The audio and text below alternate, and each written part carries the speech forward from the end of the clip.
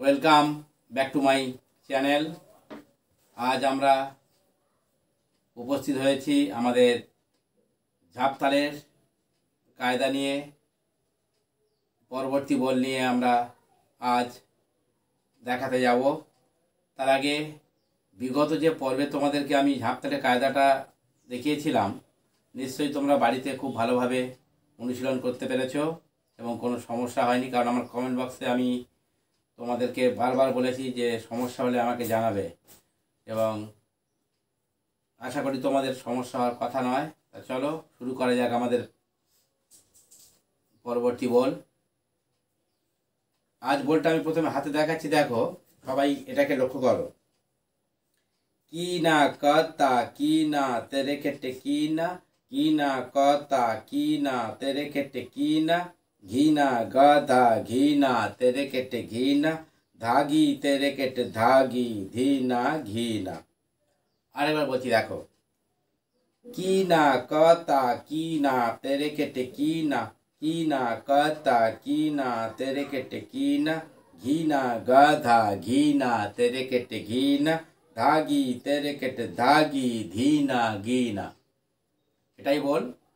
এখন এটাকে আমি ঠায় প্রথমে দেখাবো, তারপর দ্বিগুণ এবং সবশেষে চৌগুণ লয়ে তোমাদেরকে বাজিয়ে আমি দেখাচ্ছি। দেখো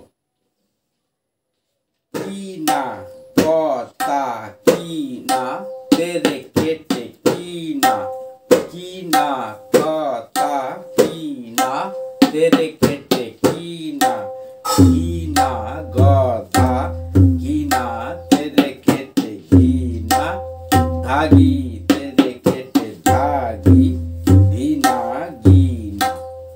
এটা ঠায় লয়ে বাজালাম। আরেকবার দেখে নাও, ঠায় লয়টা যদি সমস্যা হয়। কি না কথা কি না তেরে কেটে কি না কথা কি না তেরে কেটে কি না, ঘি না গধা ঘি না তেরে কেটে ঘি না, ধাগি তেরে কেটে ধাগি ধি না ঘি না।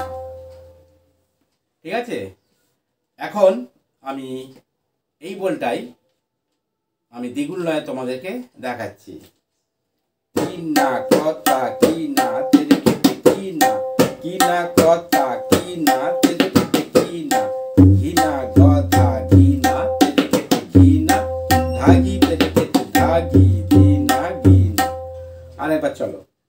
কি না কথা কি না তেরে কেটে কি না কথা কি না তেরে কেটে কি না, ঘি না গধা ঘি না তেরে কেটে ঘি না, ধাগি তেরে কেটে ধাগি ধি না ঘি না। এখন চৌগুণ লয়ে আমি এটাকে তোমাদের দেখাচ্ছি। কি না কথা কি না তেরে কেটে কি না কথা কি না তেরে কেটে কি না, ঘি না গধা ঘি না তেরে কেটে ঘি না, ধাগি তেরে কেটে ধাগি ধি না ঘি না।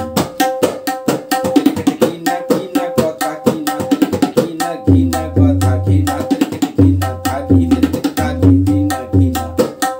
কি না তেরে কেটে কি না কথা কি না তেরে কেটে কি না, ঘি না গধা ঘি না তেরে কেটে ঘি না, ধাগি তেরে কেটে ধাগি ধি না ঘি না।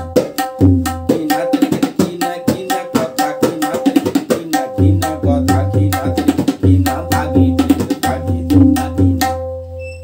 তাহলে আজ আমরা তোমাদেরকে যে দেখালাম ঝাপতালের কায়দার একটা প্রকার, তাহলে বাড়িতে খুব ভালোভাবে বলটাকে অনুশীলন করবে।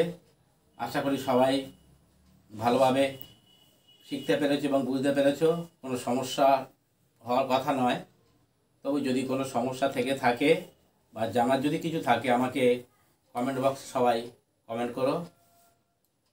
আবার আমি উপস্থিত হব আগামী পর্বে এই ঝাপতালের কায়দা নিয়ে পরবর্তী অংশে। সবাই ভালো থেকো, নমস্কার।